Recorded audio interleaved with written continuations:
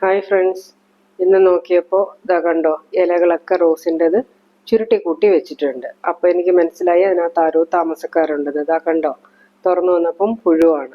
ഈ മാസം മൈറ്റ്സ് പോലെ നീരൂറ്റി കുടിക്കുന്നതിനേക്കാളും കൂടുതൽ ശല്യം വരാൻ പോകുന്നത് ഇതുപോലത്തെയുള്ള പുഴുക്കളെ കൊണ്ടാണ്. ഇത് ബട്ടർഫ്ലൈസ് അങ്ങനെയൊക്കെ ഉള്ളതിൻ്റെ മുട്ടയിട്ട് വിരിയുന്ന കാലമാണ്. അപ്പോൾ ഇതിനെയൊക്കെ നമുക്ക് ഓരോന്നിനെയായിട്ട് എടുത്ത് നശിപ്പിച്ച് കളയും. ഇല്ലെങ്കിൽ ഇല മുഴുവൻ തിന്നു തീർക്കും. കണ്ടോ, ആ ഇലയിലൊക്കെ ദ്വാരം വീണത്. എണ്ണം കൂടുതലാണെങ്കിൽ ഇത് ചെടി നശിപ്പിക്കാൻ വളരെ കുറച്ച് ദിവസം മതി. അതിനെ വെറുതെ തട്ടിക്കളയരുത്, നശിപ്പിച്ച് കളയണം. ഇല്ലെങ്കിൽ ഇതുപോലെ വല കെട്ടി അത് തിരിച്ച് വീണ്ടും ആ ഇലകളിൽ കയറി കൂടുക തന്നെ ചെയ്യും. എല്ലാ പുഴുക്കൾക്കും ഇതുപോലെ വല നെയ്യാനുള്ള കഴിവുണ്ട്. അങ്ങനെയാണല്ലോ നമ്മുടെ പട്ടുസാരിയൊക്കെ ഉണ്ടാക്കുന്നത്. അതും ഒരു പുഴുവിൻ്റെ വലകളാണല്ലോ എടുക്കുന്നത്. കണ്ടോ, എത്ര തട്ടിക്കളഞ്ഞാലും അത് വീണ്ടും വീണ്ടും വല നെയ്ത് മുകളിലേക്ക് കയറും. അപ്പോൾ കുറച്ചൊക്കെ ഉള്ളെന്നുണ്ടെങ്കിൽ ഇതുപോലെ പറക്കി കളഞ്ഞാൽ മതി.